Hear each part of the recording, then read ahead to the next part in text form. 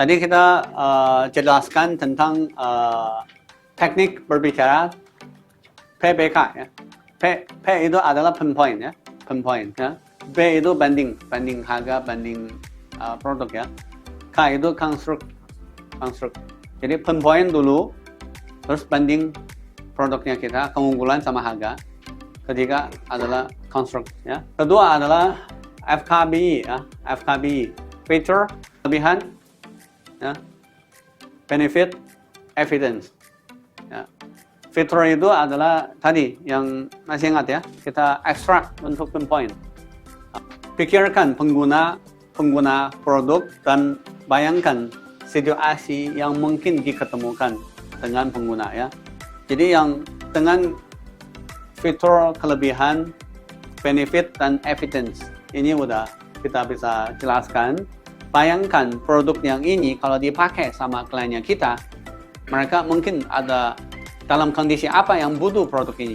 Ini adalah pinpoint.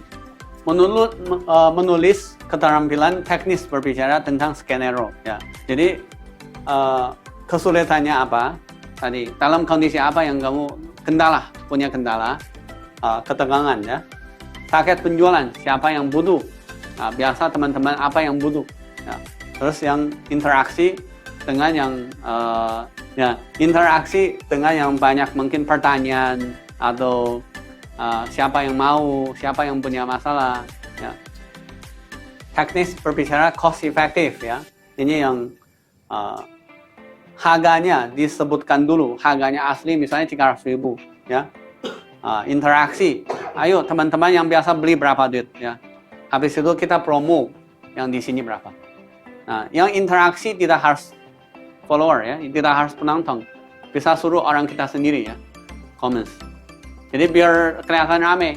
Jadi ketika live streaming, kalau ada teman-teman yang di samping, yang di sekantor bisa bantuin, ya suruh mereka semangat comments di situ juga. Ya. Jadi yang fokus pada pemecahan masalah pengguna yang takut mahal. Ya. Oke, ini dashboard yang kita biasa live streaming, kita dapat satu dashboard yang seperti ini.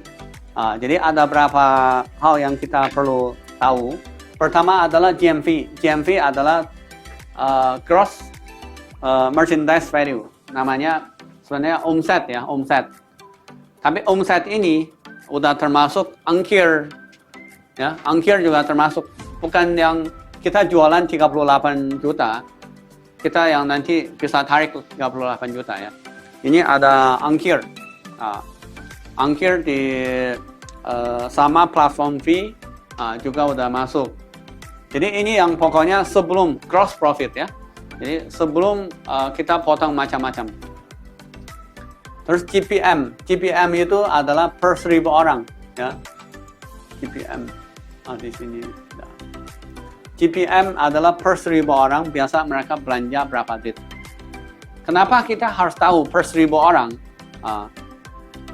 Karena yang di TikTok ya, kalau live streaming, sekali masuk mungkin bisa ribuan orang, 20.000 orang. Nah, kalau kita hitung per orang bisa belanja berapa, itu terlalu kecil. Kita yang kalau di e-commerce, kita biasa hitung dengan yang volume segede gini. Misalnya kalau ada 1.000 orang, misalnya ada 1 orang yang beli, itu udah bagus. 1.000 orang nonton live-nya kita, ada 1 orang yang beli, itu udah good. Jadi yang dari 1.000 orang kita lihatin, berapa orang yang belanja, berapa nominalnya rata-rata. Ya. Ketiga adalah order created. Jadi berapa order dalam sesi ini yang masuk keranjang. Order created intinya udah bungkus ya, produknya sekarang udah bungkus, belum orang bayar, itu order created.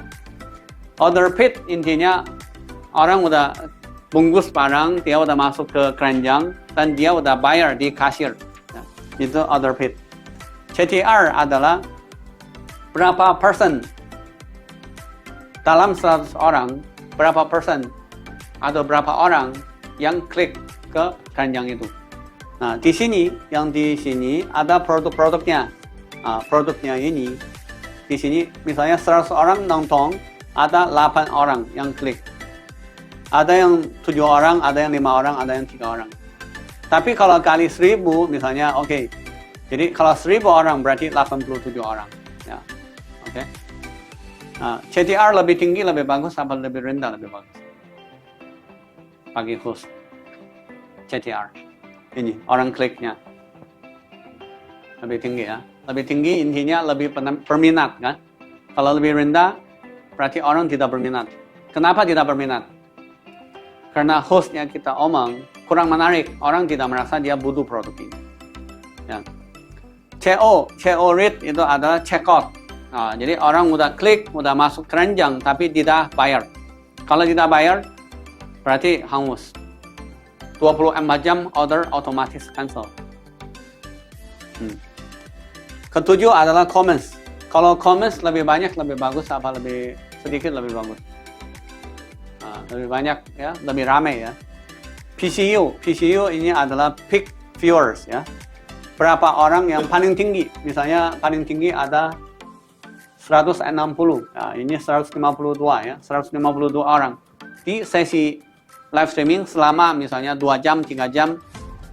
Yang ketiga paling tinggi berapa orang yang nonton? 9 adalah average stay. Biasa kita taruh satu nominal adalah 60 detik ya. Average stay. Ini 1 menit 13 detik, ini 73 detik. Rata-rata harus di atas 60 detik. Baru bagus. Kalau di bawah 60, kita masih perlu isi topik apa atau caranya omong biar orangnya stay. Nanti sore kita akan jelaskan lebih banyak tentang gimana tahan viewer ya. Untuk stay-nya lebih lama. Dan nomor 10 adalah new follower. New follower berarti dalam sesi ini. Biasa kita capek-capek bikin satu video ini. Video udah bikin, followernya mungkin tambahin 5, 10, 100, 20, 200, atau kadang bisa 1000-an. Tergantung kontennya kita, bagus apa tidak. Kalau di live streaming juga sama. Kalau orang nonton live, sekarang misalnya ya, orangnya beli order paid 394 orang. Order paid ya. Tapi yang follow kita misalnya cuma 30 orang, berarti kita rugi sebenarnya. Trafficnya di sini ada berapa? 25.000 orang. Ya. Viewers, 18,7 ribu. Jadi 18.000 orang nonton, orangnya beli aja udah 394. Kalau udah beli, wajib follow nggak? Tapi yang di sini kita new follower cuma 308. Intinya host ini untuk yang menambahkan follower baru kurang. Yang orang sedang udah beli wajib follow. Kenapa? Nanti biar tracking ya. Untuk customer, untuk chatting ke DM atau customer service kita itu kan lebih gampang. Tapi kalau di sini aja dia cuma dapat 308.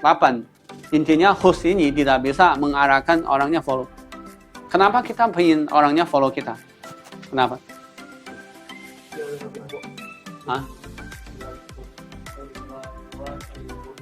Ya. Jadi kalau dia udah follow, kita punya kesempatan jualan ke dia lagi.